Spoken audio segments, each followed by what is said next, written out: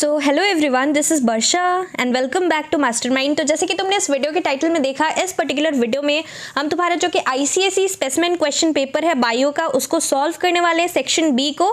Section A देखो हमने यहाँ पर ऑलरेडी सॉल्व किया था और सेक्शन ए में काफ़ी सारे लोग यहाँ पर कमेंट कर रहे थे उस वीडियो में कि यहाँ पर सेक्शन बी के ऊपर डिस्कस करने। तो इस पर्टिकुलर वीडियो में हम सारा सॉल्यूशंस डिस्कस करेंगे। यहाँ पर मैं तुम्हें सारा आंसर्स प्रोवाइड करने वाली हूँ, सॉल्यूशंस प्रोवाइड करने वाली हूँ for section A, section B sorry. Section A के ऊपर मैंने ऑलरेडी डिस्कस किया है, पूरा हमने सेक्शन ए सॉल्व किया है। तो अगर तुमने नहीं देखा है वो वीडियो तो तुम्हें डिस्क्रिप्शन बॉक्स में लिंक मिल जाएगा, you can check it out. यहाँ पर देखो, अगर तुम स्पेसिमेन क्वेश्चन पेपर को सॉल्व करते हो तो यहाँ पर डेफिनेटली तुम्हारा बोर्ड्स के लिए जो भी क्वेश्चंस है इसी टाइप से पूछा जाएगा और साथ ही साथ यहाँ पर तुम्हें पैटर्न भी पता लग जाएगा, सेम पैटर्न फॉलो होने वाला है।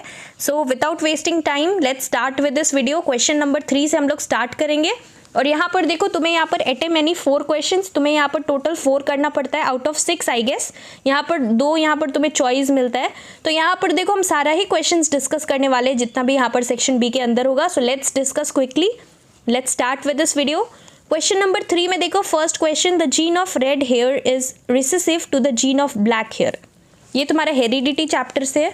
सो यहाँ पर gene of red hair recessive है and black hair is dominant, this is dominant. तो यहाँ पर पूछा गया है what will be the hair colour of a person if he inherits a gene for red hair from his mother and a gene for black hair from his father. Now answer will be black hair. यहाँ पर answer क्या होगा? Black hair. Why black hair? Because black hair is dominant over red hair. So this is why black will be the answer, black hair. What will be the hair colour? तो यहाँ पर black होगा तुम्हारा option, मतलब answer. सो तुम्हें यहाँ पर black लिखना है because black is dominant. You can write the reason also.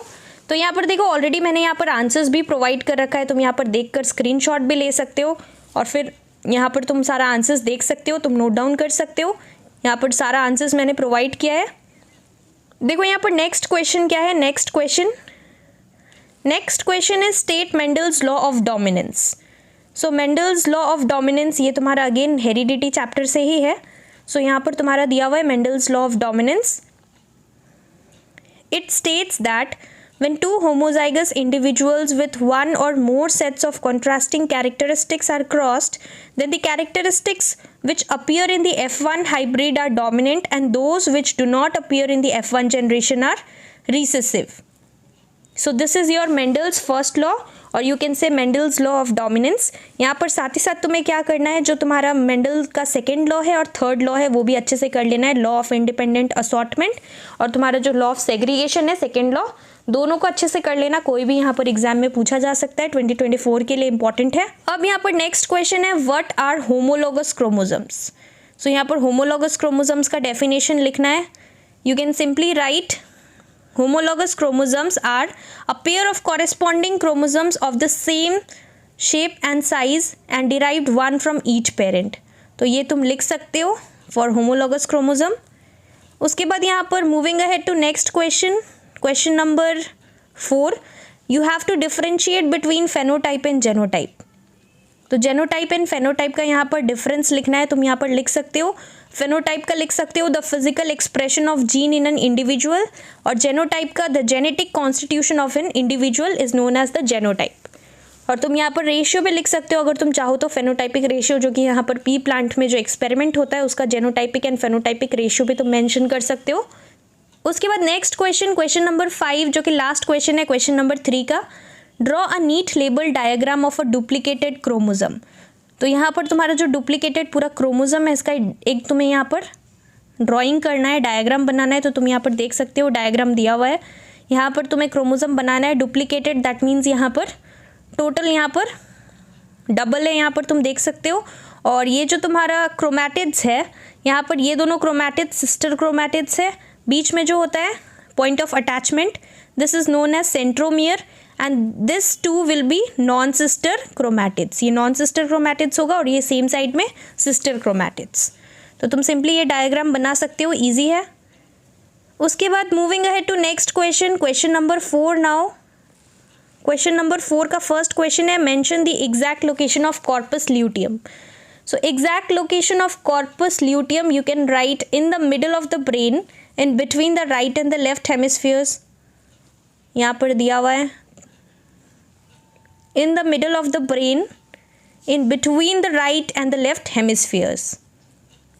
उसके बाद नेक्स्ट क्वेश्चन, क्वेश्चन नंबर 4 का next question, what are the 2 hormones secreted by corpus luteum? So you can write estrogen and progesterone. Estrogen and progesterone, देखो तुम यहाँ पर देख सकते हो, ऑलरेडी मैंने यहाँ पर सब कुछ अटैच कर रखा है। So it is estrogen and progesterone. Then moving ahead to next question, question number 3 now. Question number 3 is you have to differentiate between menarche and menopause. तो यहाँ पर तुम्हें डिफरेंशिएट करना है, 2 मार्क्स का है तो तुम यहाँ पर 2 पॉइंट्स लिख सकते हो। सो यहाँ पर मेनार्क का है the onset of menstruation in females, and for menopause definition you can write the complete stoppage of menstrual cycle in females, and it occurs at around 11 to 16 years of age, and menopause it occurs at around 50 to 55 years of age in women. Next question number 4 क्या है, what is the significance of placenta in the growth of foetus? तो तुम यहाँ पर first significance में क्या लिख सकते हो, it helps in the transport of oxygen, and second one you can write it eliminates the nitrogenous waste from the foetal blood to the maternal blood. तो ये तुम 2 लिख सकते हो बिकॉज 2 मार्क्स का क्वेश्चन है। Now next is question number 5, you have to draw a neat labelled diagram of a human gamete that has the sex chromosome Y। तो यहाँ पर ये जो Y है, इसकी वजह से ये जो गैमेट है this will be male gamete, so this will be sperm. तो तुम्हें यहाँ पर सिंपली स्पर्म का डायग्राम बनाना है, तुम बुक से गो थ्रू कर सकते हो, और एल्स मैंने यहाँ पर मेंशन कर रखा है, तुम यहाँ पर देख सकते हो। सो you can go through this, significance भी तुम देख सकते हो यहाँ से। और ये जो डायग्राम है इसका लेबलिंग करना बहुत इंपॉर्टेंट है, तुम्हारे बुक में एग्जैक्ट एक सेम ऐसा डायग्राम दिया हुआ है, उसको तुम गो थ्रू कर सकते हो। यहाँ पर सब मेंशन करना पड़ेगा जितना भी लेबल्ड पार्ट्स है, acrosome, nucleus, mitochondria and axial filament, and this is the end piece, last part, or you can say tail. Now next one, moving ahead to next question, that is question number 5 now. तो देखो मैंने यहाँ पर तुम्हारे लिए recently e books launch किया है for ICSE history civics and ICSE bio. E books in the sense अभी तुम्हारे पास बहुत लिमिटेड टाइम है और बहुत जल्द तुम्हारा आईसीएसई बोर्ड एग्जाम स्टार्ट होने वाला है 2024 बैच स्टूडेंट्स के लिए। तो यहाँ पर देखो इस पर्टिकुलर ई बुक के अंदर ओनली लिमिटेड क्वेश्चंस है, और वो सारा इंपॉर्टेंट क्वेश्चंस है जो कि 2024 बोर्ड एग्जाम्स के लिए इंपॉर्टेंट है। तो यहाँ पर लिमिटेड क्वेश्चंस है और कुछ पिक्ड अप क्वेश्चंस है, और वही क्वेश्चंस प्रोवाइडेड है बिकॉज अभी एट द एंड तुम्हारे पास इतना टाइम नहीं और तुम्हें ये भी नहीं पता कि क्या इंपॉर्टेंट है बोर्ड्स के लिए।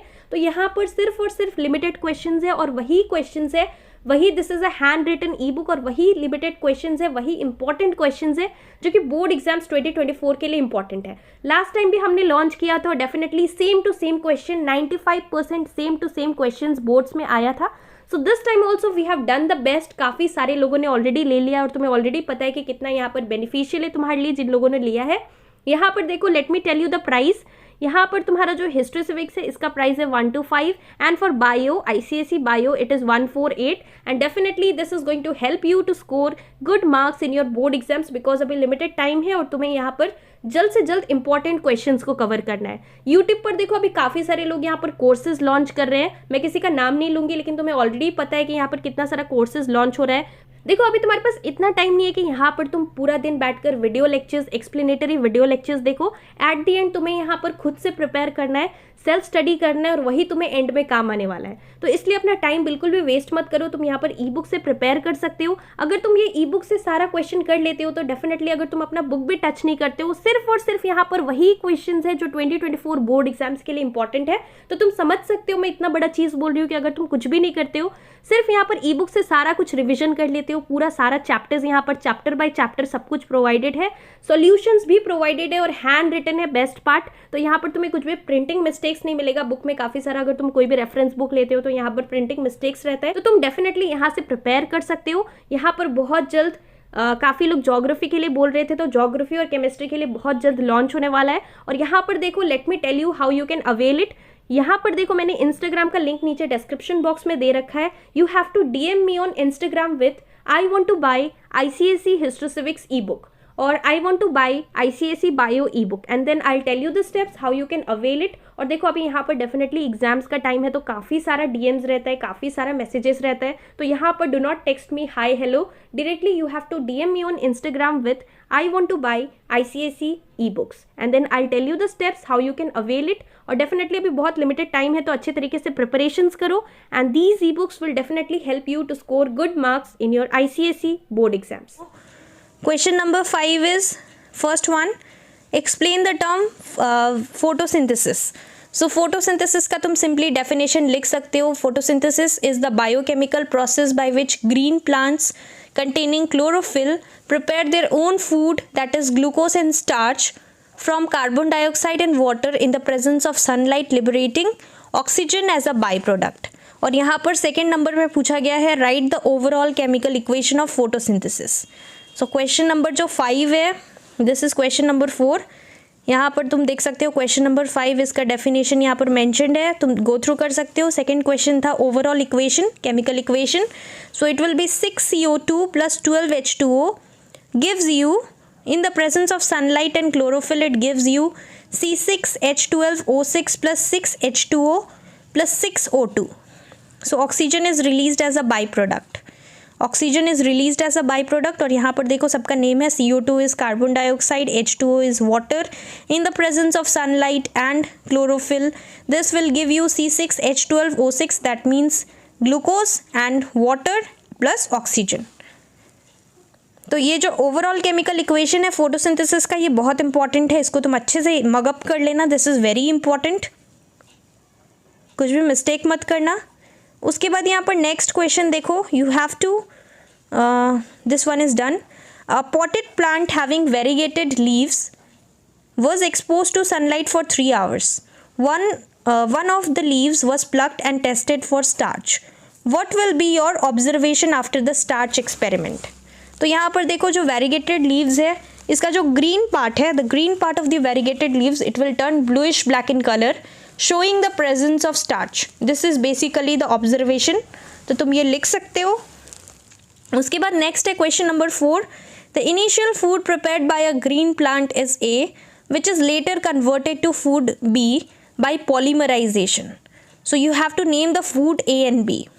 तो यहाँ पर food A is getting converted into B by the process of polymerization. So यहाँ पर तुम्हारा जो food A है और B है, तो A यहाँ पर क्या होगा?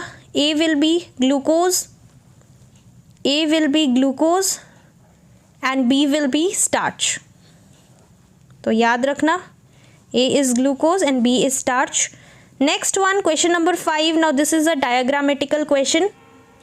So question number 5 देखो यहाँ पर डायग्राम बेस्ड है. Study the diagram given below and answer the question that follow. देखो यहाँ पर डायग्राम बेस्ड क्वेश्चन बहुत इंपॉर्टेंट है बिकॉज तुम्हारा जो सेक्शन बी है उसमें मोस्टली जितना भी क्वेश्चंस रहता है सारा तुम्हारा डायग्राम बेस्ड रहता है. और यहाँ पर जो डायग्राम बेस्ड क्वेश्चन है सेक्शन ए में भी कुछ कुछ पूछा जाता है. तो बहुत इंपॉर्टेंट है कि अगर तुम डायग्राम नहीं भी देख रहे हो तो कुछ कुछ यहाँ पर लेबलिंग, मैंने देखो इसके ऊपर एक ऑलरेडी डेडिकेटेड वीडियो बना रखा है जिसमें कि हमने सारा इंपॉर्टेंट डायग्राम्स को लेकर डिस्कस किया है जो कि तुम्हें गो थ्रू करना है.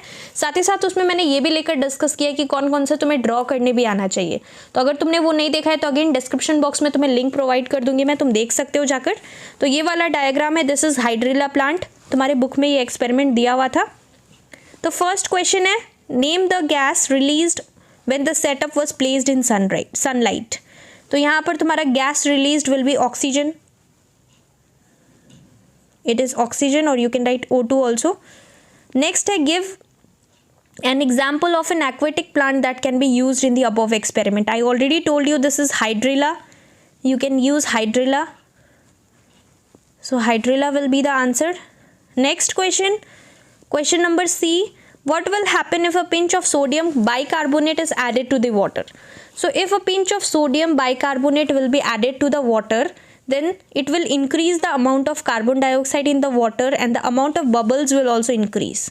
तो ये बेसिकली तुम्हें लिखना पड़ेगा. यहाँ पर तुम देख सकते हो, यहाँ पर तुम आंसर्स देख सकते हो. Sodium bicarbonate, it increases the amount of carbon dioxide in water and the amount of bubbles will also increase. Now moving ahead to question number 6. Question number 6 देखो यहीं पर है, give the exact location of genes. So genes are basically located on the chromosome. So तुम्हें क्या लिखना पड़ेगा? Genes are located on the chromosome. Next question है, differentiate between karyokinesis and cytokinesis. तो तुम लिख सकते हो karyokinesis, this is the division of division of nucleus, and cytoplasm you can write it is the division of cytoplasm. Next यहाँ पर question number 3 है, mention 2 significant features of the stage anaphase during mitosis. तो यहाँ पर तुम्हें 2 significant features बताना है कि एनाफेज में क्या होता है during the process of mitosis.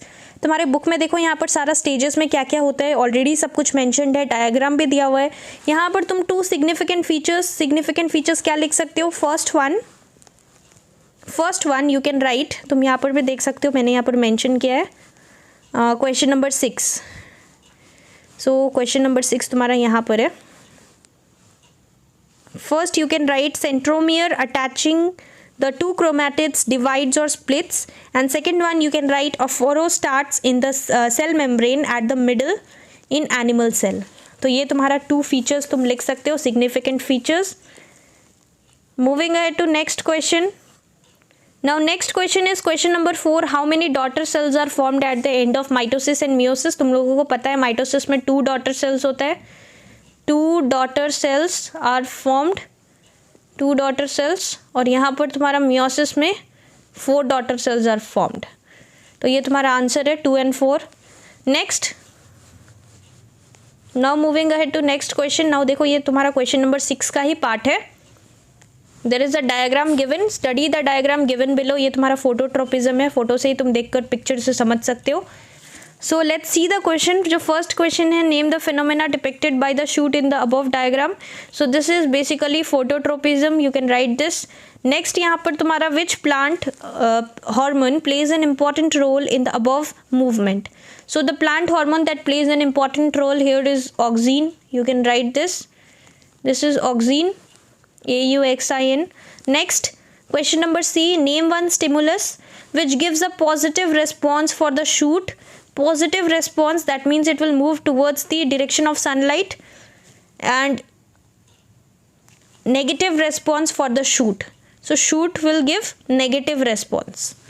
So यहाँ पर तुम्हारा मूवमेंट नेगेटिव साइड होगा। तो यहाँ पर one stimulus you can write water, और you can also write gravity. तुम्हारे बुक में दोनों ही मैंशनड है। Next question number 7। Now question number 7 में भी देखो डायग्राम बेस्ड क्वेश्चन है, तो बहुत इंपॉर्टेंट है तुम्हें सारे चैप्टर्स का इंपॉर्टेंट डायग्राम्स को गो थ्रू करना, लेबलिंग्स देखना, फंक्शंस देखना। तो फर्स्ट क्वेश्चन क्या है, what is the scientific name for man. So scientific name for man, this is Homo sapiens, this is Homo sapiens. Now next question, question number 2, what are vestigial organs, give one example. तो यहाँ पर vestigial organs basically you can write the organs which occur in reduced form and they are useless to the possessor, so they are basically known as vestigial organ. और तुम्हें यहाँ पर क्या करना है, एग्जाम्पल देना है। तुम लिख सकते हो विजडम टीथ, और you can write tail bone, and there are many other examples given in your book, you can write any one.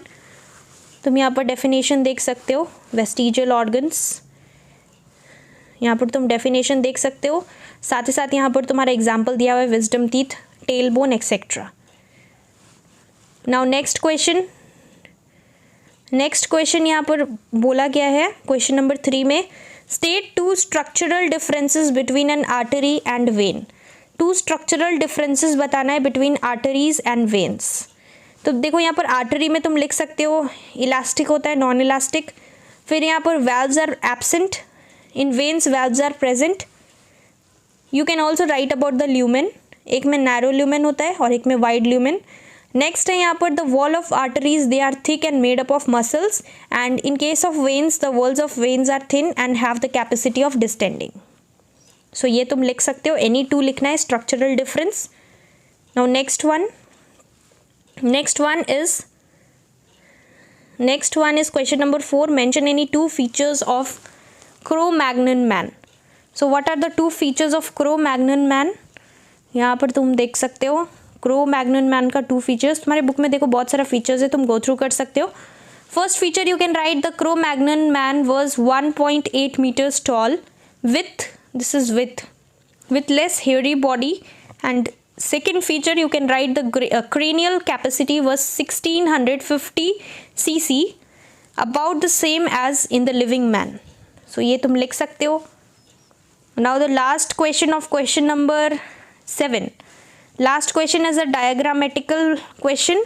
यहाँ पर तुम देख सकते हो there is a picture given, you have to study the picture given below and answer the questions that follow. First question is name the category of waste that is being disposed. तुम यहाँ पर देख सकते हो syringe है, tablets है, तो यहाँ पर ग्लव्स है, हैंड ग्लव्स, तुम यहाँ पर समझ सकते हो कि ये क्या है.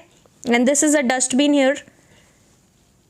तो यहाँ पर तुम देख सकते हो कि जितना भी वेस्ट है these are basically biomedical waste. These are biomedical waste. Category of waste तुम लिख सकते हो biomedical waste. Next है B, give an example of such a waste. तो तुम यहाँ पर लिख सकते हो used syringe, then you can write hand gloves and you can also write needles. तो तुम ये सब लिख सकते हो, biomedical waste का example लिख सकते हो. उसके बाद नेक्स्ट है question number C, are they hazardous to humans and animals. So obviously yes they are hazardous, they can affect our health, they can cause an impact to our health.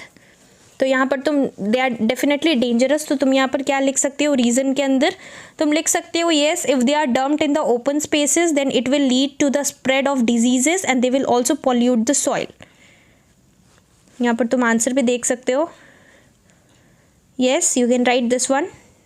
Yes, if they are dumped in open spaces, then it leads to LEADS, leads to the spread of diseases and also pollutes the soil, and they will harm the organisms of the soil.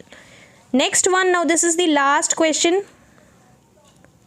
Last question is question number 8. First question, define osmosis. Definitely this is very easy. Osmosis का तुम definition लिख सकते हो. It is the movement of water molecules from a region of higher concentration to a region of lower concentration through a semi-permeable membrane. Next is name two sensory cells in the retina meant for light adaptation. तो एक होता है rod cells, एक होता है cone cells. एक dim light में function करता है, एक bright light में. So rods and cones cells, rods and cone cells. Next है question number 3, mention one function each for cerebrum and cerebellum. तो तुम्हें यहाँ पर simply function, this is from nervous system chapter.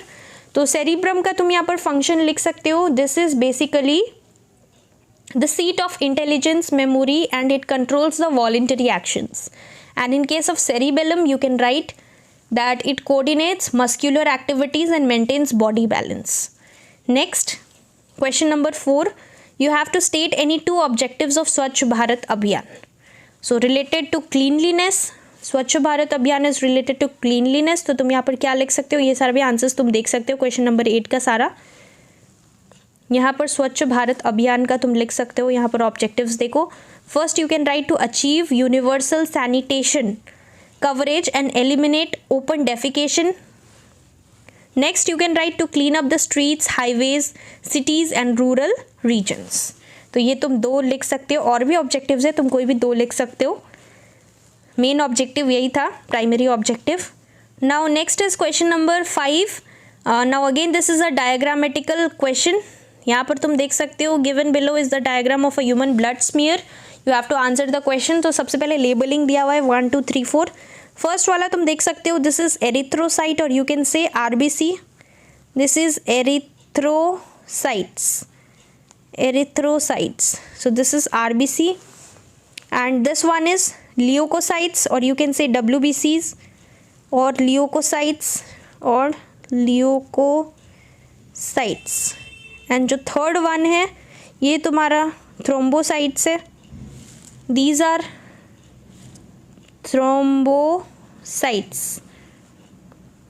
thrombocytes. और जो fourth वाला है ये तुम्हारा प्लाज्मा है, प्लाज्मा. तो यहाँ पर हमने लेबलिंग कर लिया, लेकिन क्वेश्चन में देखो, क्वेश्चन में जो पूछा गया है वही तुम्हें लिखना है. पहला क्वेश्चन यहाँ पर है mention one structural difference between 1 and 2. 1 है तुम्हारा RBC, this is RBC and 2 तुम्हारा WBC है. तो RBC एंड WBC में स्ट्रक्चरल डिफरेंस तुम क्या लिख सकते हो, they are biconcave disc shaped. RBCs are biconcaved disc shaped whereas WBCs they are irregular in shape. तो तुम ये लिख सकते हो. दूसरा तुम्हें लिखना है what is the function of part 3. Part 3 is thrombocyte. इसका फंक्शन क्या है, you can write coagulation of blood, और you can write blood clotting में यहाँ पर इसका फंक्शन क्या है, क्लॉटिंग ऑफ ब्लड, ये तुम लिख सकते हो, और कोऑगुलेशन ऑफ ब्लड। नेक्स्ट है question number C, this is the last question. यहाँ पर क्वेश्चन क्या है, नेम द पार्ट लेबल्ड 4। तो लेबल्ड पार्ट 4 हमने ऑलरेडी पार्ट लेबल्ड 4 डिस्कस किया है, दिस इज प्लाज्मा। तो हमने यहाँ पर तुम्हारा सारा क्वेश्चंस डिस्कस किया, एक बार तुम स्नैपशॉट ले सकते हो पूरा लास्ट का। तो यहाँ पर तुम एक स्क्रीनशॉट ले सकते हो, ये तुम्हारा लास्ट पार्ट था, पार्ट लेबल्ड 4 क्या था, plasma. This will be BLOOD blood. तो यहाँ पर हमने तुम्हारा जो स्पेसिमेन क्वेश्चन पेपर है पूरा कंप्लीट डिस्कस किया। सेक्शन बी, सेक्शन ए के ऊपर मैंने ऑलरेडी वीडियो बना रखा है, उसका लिंक तुम्हें डिस्क्रिप्शन बॉक्स में मिल जाएगा। आई होप कि तुम्हें यहाँ पर कोई भी डाउट्स नहीं है, अगर कुछ भी डाउट्स है तो डेफिनेटली तुम लोग मुझे नीचे कमेंट करके पूछ सकते हो। So that's all for this video, thank you so much for watching.